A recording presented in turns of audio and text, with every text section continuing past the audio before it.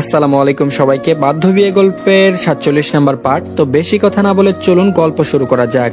হেঁচকি তোলা কণ্ঠে রিশা বলল, প্লিজ আমাকে দূরে ঠেলে দেবেন না, আমি মরে যাব। আপনি ছাড়া কাউকে কল্পনাতেও আনতে পারি না আমি। আপনি আমার কষ্টটা বোঝার চেষ্টা করেন না। আপনি যদি সত্যি আমাকে ভালোবাসেন তাহলে কেন আমার কষ্টটা অনুভব করেন না? আপনি যেটাকে আমার ভালো ভাবছেন সেটা আমার কাছে কষ্ট ছাড়া আর কিছুই না। আমি আমার ভালো দেখি শুধু আপনার সঙ্গেই। প্লিজ আমাকে দূরে ঠেলে দেবেন না। রিশা এক নিঃশ্বাসে কথাগুলো বলেই আবারও শক্ত করে আকাশকে জড়িয়ে ধরলো। কান্না থামছে না, তার বুকের ভেতর যেন ঝড় বইছে। আকাশের দুনিয়া মুহূর্তেই থমকে গেল। হঠাৎ করে রিশা এভাবে তাকে জড়িয়ে ধরবে তা সে কল্পনাও করেনি। মেয়েটার কান্নার শব্দে বুকের ভেতরটা কেমন যেন দুমড়ে মুচড়ে যাচ্ছে। এমন অসহায়, এমন ভাঙা লাগেনি তাকে কোনোদিন। জানে এই মেয়েটাকে কষ্ট দিতে তার কোনো অধিকার নেই, তবুও জীবনের বাস্তবতা যেন তার গলার কাটা। ওর দুই হাত নিঃশব্দে উঠলো, তারপর ধীরে ধীরে রিশার কাঁধে গিয়ে স্থির হলো। মুহূর্তের মধ্যে সেও রিশাকে শক্ত করে জড়িয়ে নিল। নিঃশব্দে নিঃশ্বাসের ভেতর গলে গেল ভালোবাসা, কষ্ট আর একরাশ অনিশ্চয়তা। ঠিক সেই সময় দূর থেকে একজোড়া চোখ হঠাৎ থেমে গেল তাদের উপর। সাইফান দূর থেকে দাঁড়িয়ে এসে দেখলো রিশা আর আকাশ দুজন দুজনকে শক্ত করে জড়িয়ে আছে। প্রথমে মুখের অভিব্যক্তি স্তব্ধ হয়ে গেল বিস্ময়ে, আর পর মুহূর্তেই তার চোখ লাল হয়ে উঠলো রাগে। বুকের ভেতর যেন আগুন জ্বলে উঠলো। জারিন তখনও পাশে দাঁড়িয়ে কিছু একটা বলতে যাচ্ছিল, কিন্তু সাইফান একটা কথাও না বলে দ্রুত পদক্ষেপে সোজা সেই দিকেই এগিয়ে গেল। মুখে গম্ভীর, চোখে আগুন, কপালটা কুঁচকে আছে, দূরত্ব কমছে আর রাগে গর্জে উঠছে তার ভিতরটা। জারিন সাইফানকে হঠাৎ নিজের কথার মাঝেই থেমে না থেকে তেড়ে ফুরে এগিয়ে যেতে দেখলো। কপাল গুটিয়ে তাকালো সাইফানের দিকে, তারপর হঠাৎ চোখ পড়লো দূরে বিশাল গাছটার নিচে দাঁড়িয়ে থাকা রিশা আর আকাশের দিকে। চোখ এক পলকে বড় হয়ে গেল ওর, মুখ থেকে বেরিয়ে এলো হালকা ফিসফিস শব্দ। জারিন বলল, আল্লাহ রে আল্লাহ, রিশা আর আকাশ ভাই। ওর তো মনেই ছিল না এই দুজনের কথা। মুহূর্তের মধ্যে যখন রিশা আর আকাশকে একে অপরের বুকে শক্ত করে জড়িয়ে থাকতে দেখলো, জারিনের চোখে অদ্ভুত এক শান্তি নেমে এলো। যেন বুকের ভেতর জমে থাকা ভার হঠাৎ হালকা হয়ে গেল। কিন্তু সেই শান্তি বেশিক্ষণ স্থায়ী হলো না।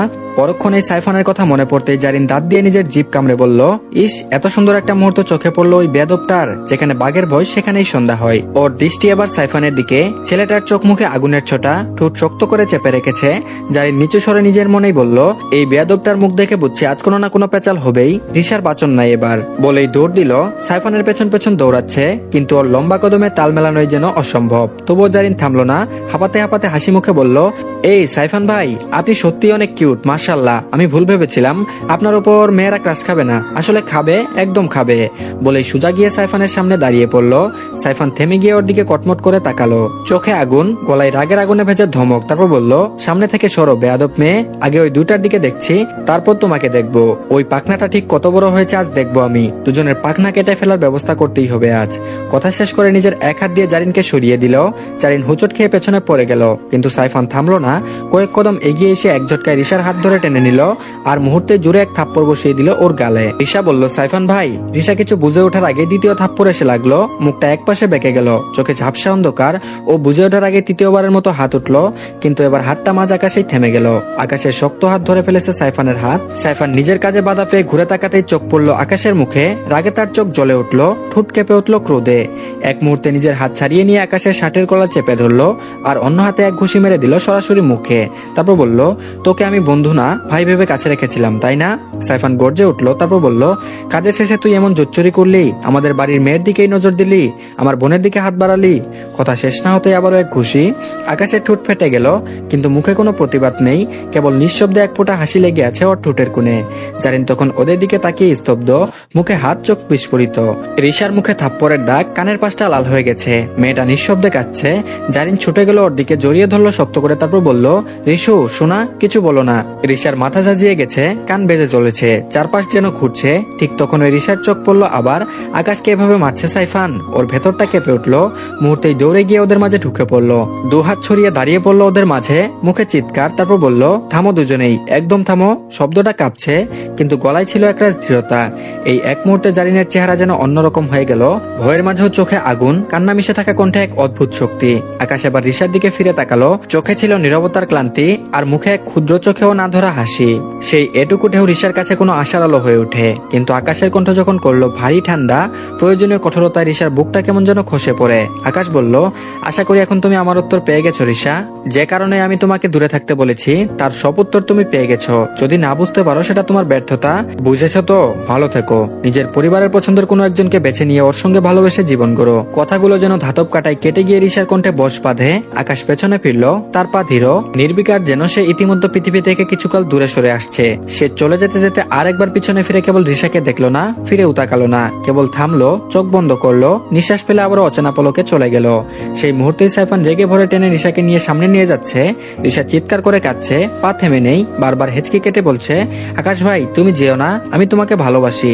আপনি যদি আমাকে দেখতেন, প্লিজ একবার ওই দেখুন, আমি বাঁচবো না, আপনাকে ছাড়া আমি মরে যাব।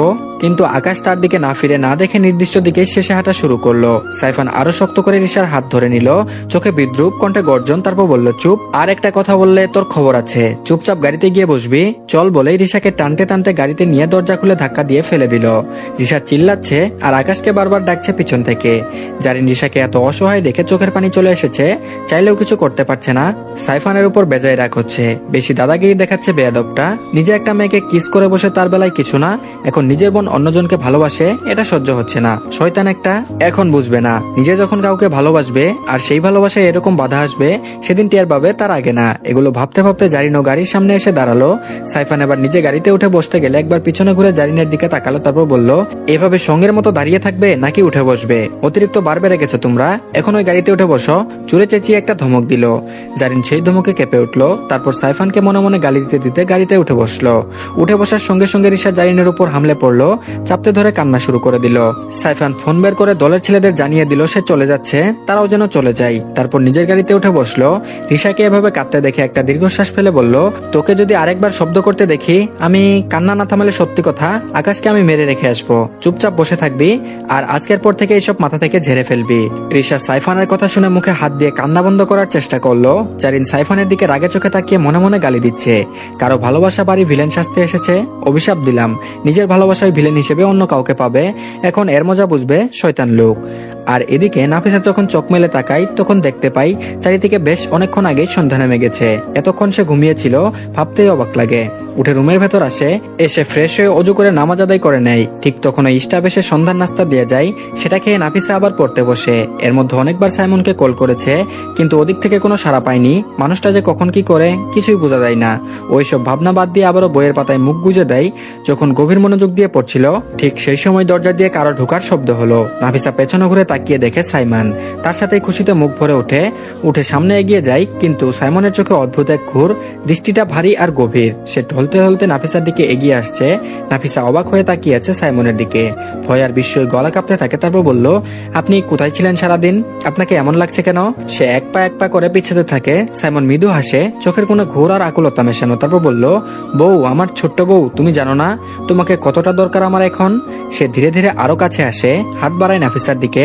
নাফিসা বিভ্রান্ত, বুকের ভেতর ধুকপুক করছে। পিছাতে গিয়ে বিছানার সাথে ধাক্কা খেয়ে চুপচাপ বসে পড়ে। সাইমন নাফিসার উপর ঝুঁকে পড়ে, বিছানার সাথে নাফিসার হাত চেপে ধরে বলে, আজকে আবার একটু ব্যথা দেবো, সহ্য করবে তোমার পিচ্ছি বউ?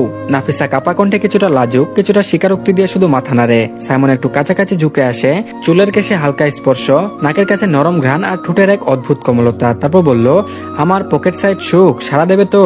তোমার স্বামী জানকে আজকে একটু উতলা করো প্লিজ, একটু বেশি বেশি করে নিজের কাছে টেনে নেবো, ট্রাস্ট মি। বউ, তোমার আদরে এক চুলো কম করবো না, আরো ঘুরিয়ে দিব, তুমি শুধু সারা দেবে। আমার ভালোবাসা আর আদরে তোমাকে পাগল করে তুলবো আজকে। নাফিসার চোখে অশ্রু জড়ো, কিন্তু সে চুপচাপ সাই দেয়, হাত মৃদু শক্ত করে ধরে রাখে সাইমনের হাত। সাইমন মাথা হালকা ঝিকিয়ে নাফিসার কাঁধে রাখে, নিঃশ্বাস মিলিয়ে আসে, নীরবতার মাঝে এক অন্যরকম সংযোগ। তারপর বলল, বউ, তোমার গায়ের গন্ধ এত মিষ্টি কেন? এত নরম কেন তোমার গা? খেয়ে ফেলতে মনে চাই। তুমি কি আমাকে চাও? বউ, গভীরভাবে একবার বলো প্লিজ। নাফিসা কাঁধে মাথা রাখে, নরম কণ্ঠে বলে, আমি চাই শুধু আপনাকে, তুমি থাকলে অন্য কিছু চাই না, ব্যথা থাকলেও আপনাকে চাই, আমার স্বামী জান। সাইমন এক মুহূর্তের জন্য চোখ বন্ধ করে নেয়, তারপর ধীরে ধীরে নাফিসার চোখে তাকিয়ে বলল, তুমি রেডি তো আমার সুইটি ওয়াইফ? নাফিসা লাজুক আর ভালোবাসার সঙ্গে মিশিয়ে ফিসফিস করে বলল, আমি জানি, আমি সব বুঝতে চাই, শুধু আপনার কাছেই থাকতে চাই। সাইমন মৃদু শক্ত করে ধরে রাখলো। নিঃশ্বাস মিলিয়ে দুজনেই এক মুহূর্তের জন্য সময় থেমে যায়। বাতাসে ঢেউয়ের নরম শব্দ, বারান্দার কাছে সূর্যাস্তের শেষ আলো, সবাই যেন তাদের ভালোবাসার সাক্ষী। সাইমন আস্তে আস্তে নিজের সব ঠিক করে ঠোঁট জোড়া এগিয়ে নিয়ে গেল নাফিসার নরম ঠোঁটের সাথে, অধরে অধর মিলিয়ে দিল। নাফিসাও কিছুক্ষণ তাল মিলাতে থাকলো। সাইমনকে সাড়া দেওয়ার জন্যই দুই হাত দিয়ে সাইমনের গলা আঁকড়ে ধরলো, কিন্তু বেশিক্ষণ তাল মিলাতে পারলো না, কারণ হালাল পুরুষ তার উপর পাগলের মতো চুম্বনে লিপ্ত হতে লাগলো। নিঃশ্বাস নেওয়ার সুযোগই দিচ্ছে না কোনো। তো ধন্যবাদ সবাইকে। আজকের পার্টি এই পর্যন্তই। এই গল্পটি একটু আসতে লেট হয়, এই জন্য নতুন আরেকটি গল্প দিয়েছি, যেটা হচ্ছে ভয় নামের ভালোবাসা। আপনারা চাইলে সেটাও দেখতে পারেন, সেটা একটানে শেষ করে দেওয়া হবে। তো আপনারা আশা করছি সেই গল্পটিও দেখবেন। তো ধন্যবাদ সবাইকে, ভালো থাকবেন সবাই। অবশ্যই আমাদের চ্যানেলটিকে সাবস্ক্রাইব করে দিয়েন।